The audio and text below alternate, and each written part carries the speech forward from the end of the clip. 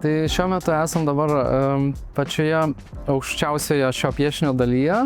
Aš vadinu šitą dalį netgi gal piešinio karūna, toksai kaip pagrindinis akcentas.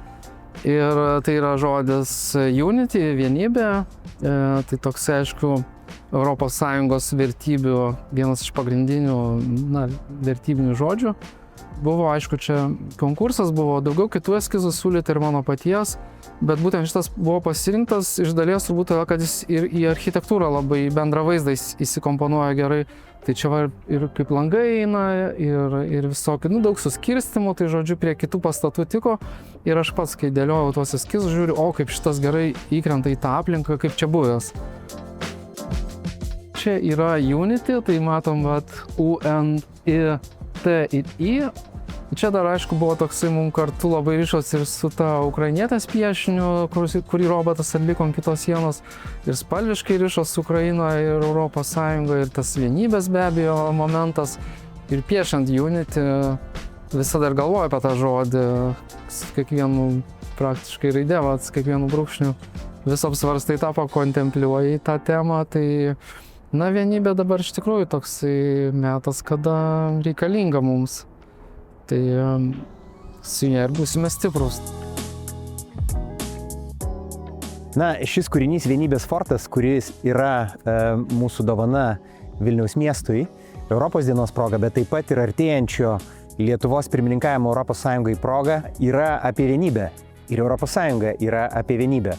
Iš ties šį kūrinį rinkome iš keleto pasiūlytų variantų ir komisija pasirinko būtent jį, nes jame yra daug paslėpto simbolizmo. Vienas simbolizmas yra pakankamai atviras, tai yra žodis unity, kuris bus suprantamas tiek ir Vilniečiams, tiek ir miesto svečiams ir tiems, kurie atvyksta pirmininkavimo proga, bet taip pat jame yra 12 žvaigždučių.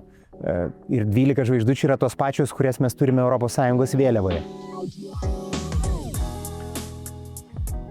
Europos diena yra priminimas, nuo ko mes pradėjome. O pradėjome 1950 metų gegužės 9 dieną, kuomet buvo paskelbta Šumano deklaracija. Ir toje Šumano deklaracijoje kaip tik ir buvo nubrėžtas kelias eiti į priekį, eiti vienytis, ieškoti bendrų sąlyčio taškų.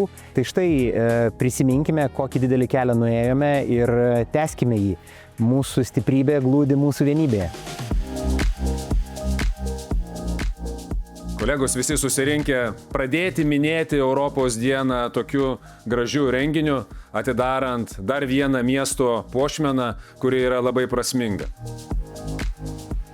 This fortress of unity stands as a reminder.